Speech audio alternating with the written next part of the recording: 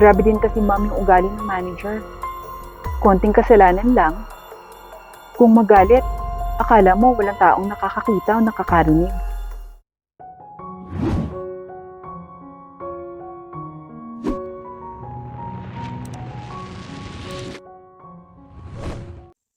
Lingid sa kaalaman ng mag-iina na si Maria ay naghahanap na kung sino ang papalit sa kanya sa pagpapalakad sa kumpanya dahil maedad na siya at kinakailangan niyang mamili sa mga tauhan niya. Nasa malalim na pag-iisip si Marie nang bigla niyang maalala na uuwi nga pala ang kanyang anak na si Grace. Nang tumawag ang anak niya si Grace, "Ma, uwi na po ako bukas dyan sa Pinas." Wika ni Grace sa kanyang ina na si Marie. "Tamang-tama anak, pag-uwi mo. May sasabihin ako sa iyo. Pero mas maganda kung personal kong sasabihin ito. Ako na rin ang susundo sa'yo sa airport para makapag-banding din tayo." Wika ni Marie kay Grace. Kinabukasan ay nag-ayos na si Marie ng maisusuot para sa pagsundo niya sa kanyang anak. Hanggang sa nasa airport na siya at naghihintay, ay hindi siya mapakali dahil miss na rin niya ang kanyang anak. Nang makita niya si Grace, ay isang malaking tuwa para sa kanya dahil ang laki na ng pinagbago nito. Hindi makapaniwala si Marie sa nakikita niya sa anak ni si Grace. Biglang niyakap ni Grace ang kanyang ina dahil miss na niya ito ng sobra. "Ma, kumusta ka na? Bakit parang tumatanda ka na? Inaalagaan mo ba yung sarili mo, ha? Oo, may nag-aalaga ba sa'yo? Grabe naman kasi, ma. 5 taon lang ako nawala. Tumatanda ka na talaga."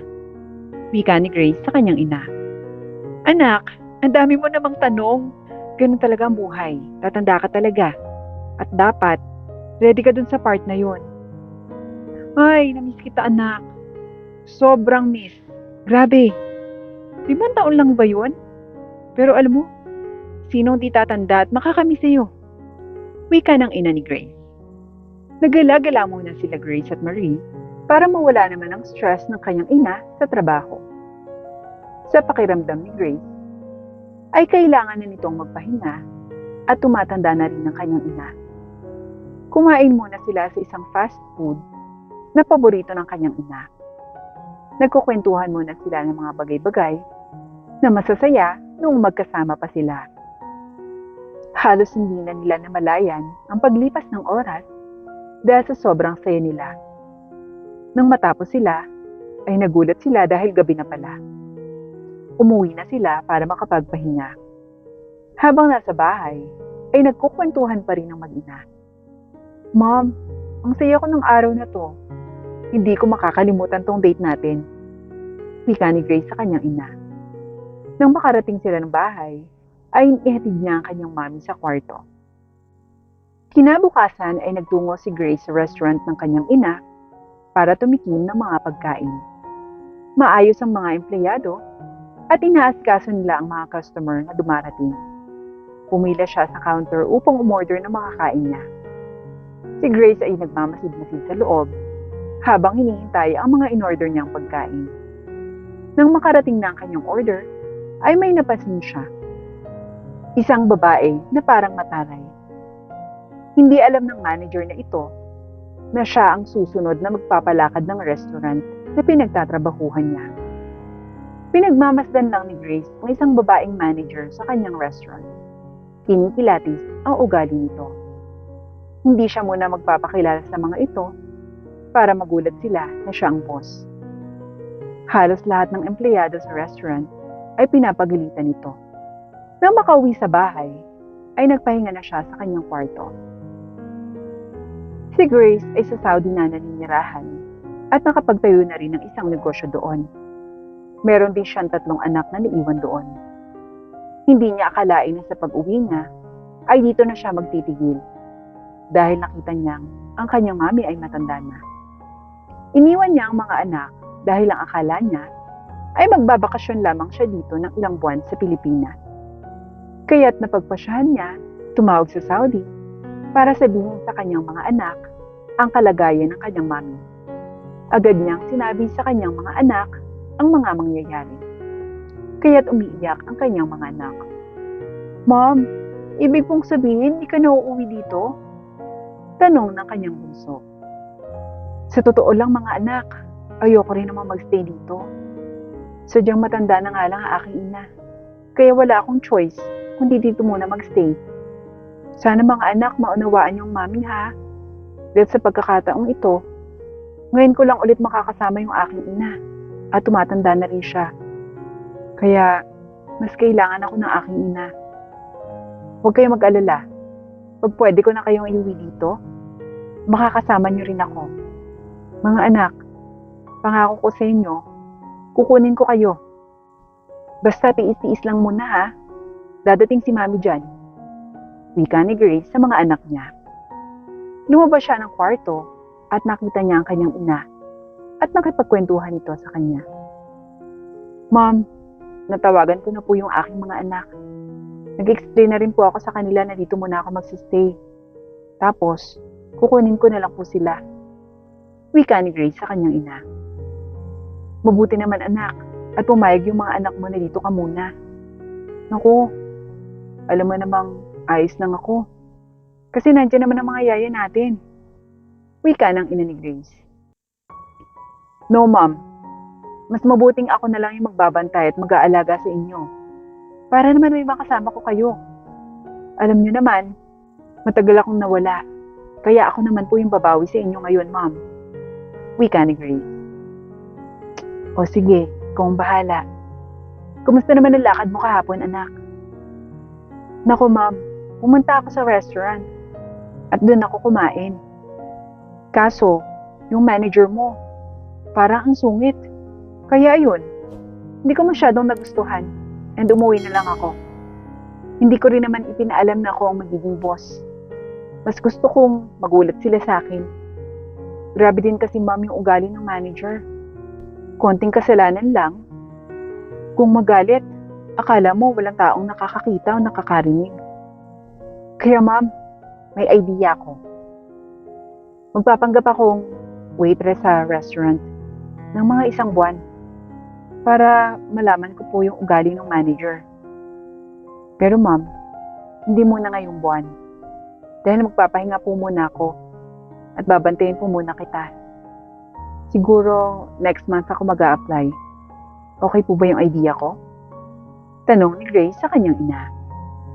Nang matapos ang pag-uusap nilang mag-ina, ay napagpasyahan ni Grace na magtungo uli sa restaurant nila. Nag-order ulit siya ng kanyang paboritong cake at coffee. Maingay ang buong restaurant dahil maraming customer. Nagmamasid-masid lang si Grace sa mga tao at pinag-aaralan ang mga ugali nito. Umuwi na siya pagkatapos niyang kumain sa kanilang restaurant. Nakita niya ang kanyang ina na nasa sala at ito ay nanonood ng TV. Ma'am, kumusta kayo? Wika ni Grace sa ina. Maayos naman ako anak at uminom na rin ako ng gamot. Kaya huwag ka na mag-alala dyan. Eh ikaw, kumusta ang punta mo sa ating restaurant? Tanong ng ina kay Grace. Maraming tao ngayon, ma'am. Kaya yon, natagalan ako sa pagpila. Dahil hindi naman pala yung restaurant, no? Mabuti at maganda ang napili nating location. At maraming taong nakakarating. Natapos ang pag-uusap nila, dahil lang na ni Grace ay nakatulog na sa sofa. Pumunta si Grace sa kwarto ng ina para kunan niya ng kumot at samahan ito sa sala. Hindi niya kayang mag-isa ang kanyang ina, lalo na ngayon. Marami nang masakit sa kanya at baka mapano pa siya kung wala siya sa tabi nito.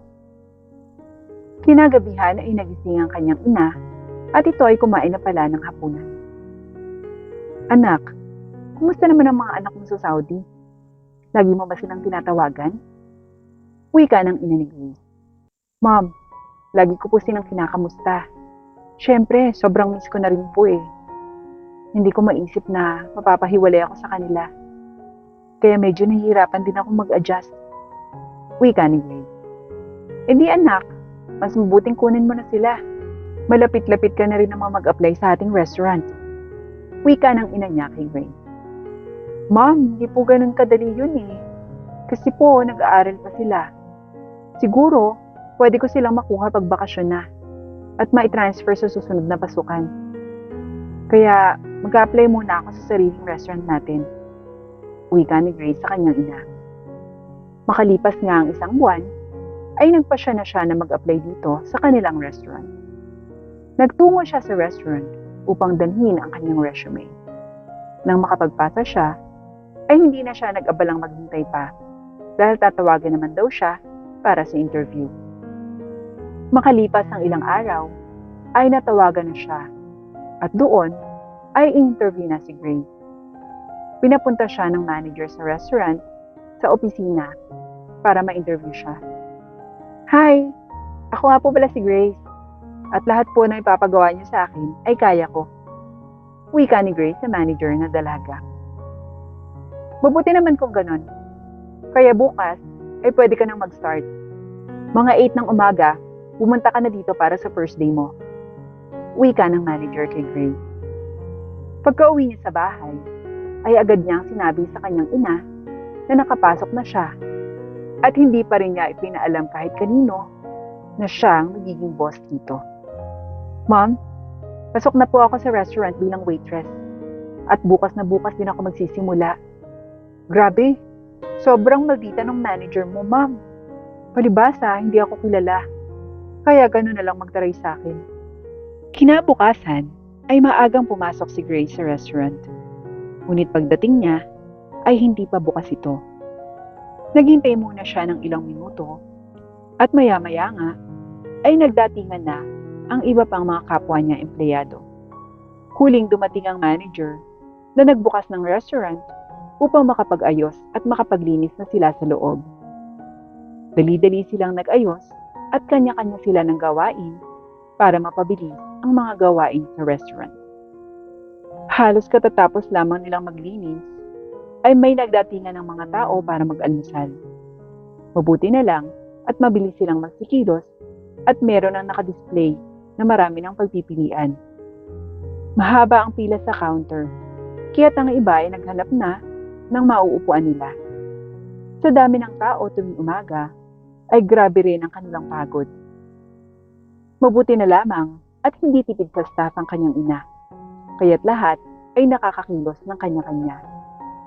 Makalipas ang ilang oras, ay nagsipag-uwian na ang iba, at ang iba naman dito ay nakatambay para magawa ang kanilang gawain sa eskwelahan. Hindi naman nila sinisita ang mga ito, at hinahayaan nilang gumawa ng mga asignatura ang mga estudyante. Huwag lamang silang makakasira ng mga gamit. Nang magtatanghalian naman, ay nagsidatingan pa rin ulit ang mga tao. Grabe ang busy nila Grace at halos sa kanila ay pagod. May mga estudyante rin kasing doon kumakain dahil malapit ito sa eskwelahan. Maganda ang location na napagpatayuan ng ina ni Grace ng restaurant dahil mabentang mabenta ito sa mga tao. Nang medyo kakaunti na ang mga tao, ay isa-isa nang nag-break ang mga tauhan sa restaurant. Nagpaalam si Grace na mauna nang mag-lunch dahil pagod na siya at gutom na rin kasa-serve. Saktong makatapos silang lahat na makapananghalian, ay may mga nagdatingang paunti-unting mga tao ulit.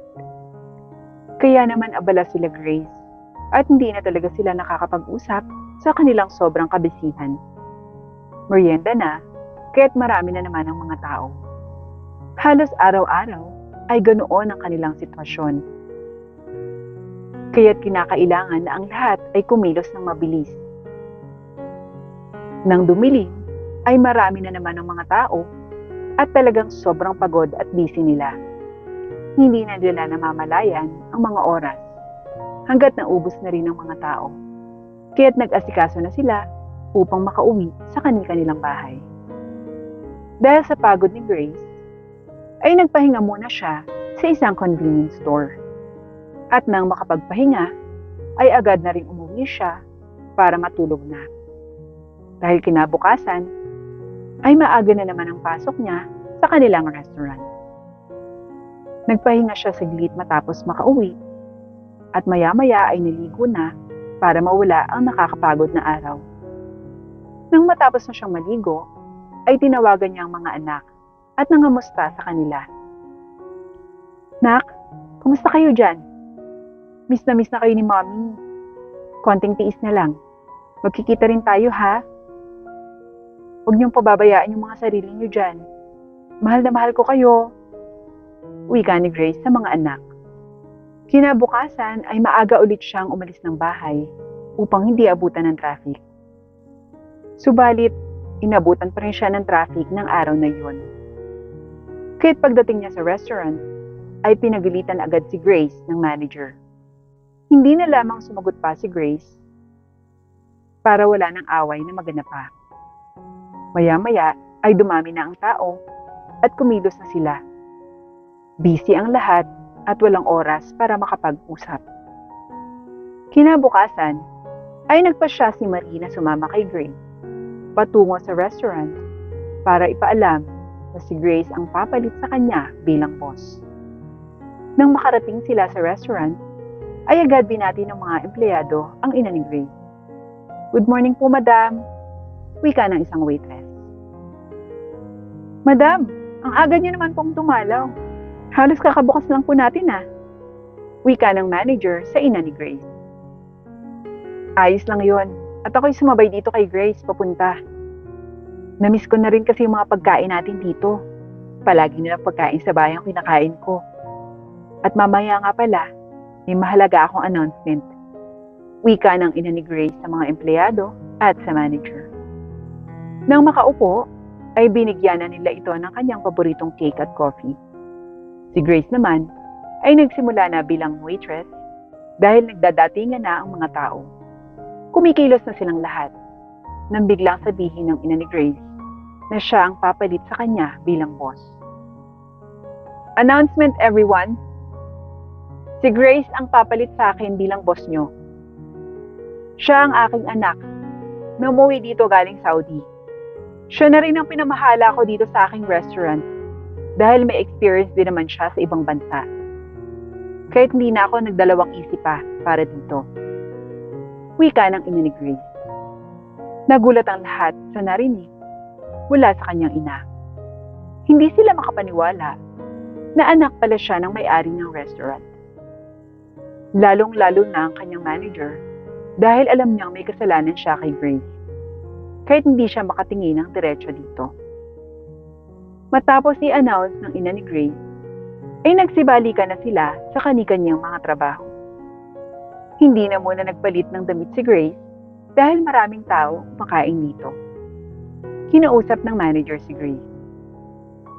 "Pagpaumanhin mo, boss, kung pinagtatarayan kita ng mga nakaraang araw. Kasi, kilala mo naman ako. At alam kong kinilatis mo ako. Kasi nakikita kong lagi kang nakatingin sa akin," wika ng manager kay Grace. "Nakita niyo rin po pala yun. Sorry din po kung mapagmatsyag ako sa mga tao. Dahil bilang boss ng restaurant na to, gusto kong walang tarayan at walang magagalit sa mga empleyado natin. Gusto ko kasi ng tahimik. Ayoko ng may gulo," wika ni Grace sa manager niya. Kinagabihan ay natapos na sila at humingi ulit ng sorry ang kanyang manager. "Boss, sorry po talaga sa inasal ko Hindi ko na po yun uulitin. Alam ko kasi tinatansya ko yung mga nakakatrabaho dito. Kaya mapapatawad mo po ba ako, boss?" wika ng manager kay Grace. "Alam mo, ang akin lamang ay para hindi na maulit ito. Kasi alam ko ang pakiramdam ng tinatarayan at pinapagalitan. Kahit ayoko lang na makikita yun," wika ni Grace sa manager. Kinabukasan ay pumasok na si Grace bilang isang boss. May pumalit na rin sa kanya bilang waitress. Sa loob ng 3 buwan ay napabago niya ang takbo ng kanilang restaurant. Maraming mga bagong pagkain ang kanyang ibinida sa mga tao at ito ay lalong patok na patok sa kanila. Halos araw-araw ay dumadagsa ang mga tao. Kahit pinalaki na nila ito at nag-expand din ang mga branches sa iba-ibang lugar sa Pilipinas. Mabenta rin ang mga branches na kanilang ipinatayo. Nang makauwi si Grace sa bahay, ay nakita niya ang kanyang mga anak. Isang sorpresa ito na makita ang kanyang mga anak. Sa sobrang pagkamis, ay niyakap niya agad ang mga ito para mawala ang pagod sa pagtatrabaho.